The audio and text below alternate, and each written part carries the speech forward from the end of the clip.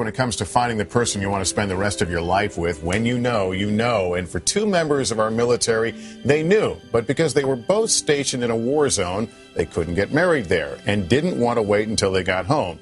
So they didn't. NBC's Amna Nawaz has their story. The story of Drew and Michelle began like many others. Just everything clicked. You know, we enjoyed all our time together. It was never a bad moment. She's perfect for me. She makes me, when I'm down, when I'm upset, she's always there for me to pick me back up. But this love story wasn't so simple. Specialist Michelle Williams, an Army combat medic, and Sergeant Drew Fiddler, a personal security officer, fell in love while serving at Bagram Air Base in Afghanistan, an active war zone where military chaplains can't perform weddings. It was pretty scary to think about if something happened to one of us, we wouldn't even know, and not being able to go see them or find out for a long time just because we're not married. So the couple got creative.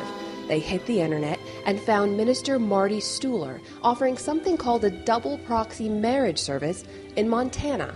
It just means that neither one needs to show up to their own wedding. The service dates back to Montana's mining boom in the 1800s, when miners needed a legal way to marry fiancés from far away. The answer? Local proxies stand in to say the vows.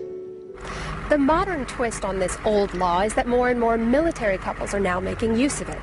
Stuhler says in the last 5 years he's performed nearly 1,200 double proxy ceremonies, and 99% of them have been for members of the armed services. For Drew and Michelle to start their next chapter together, it would mean sending in paperwork and letting two strangers stand in for them on their wedding day.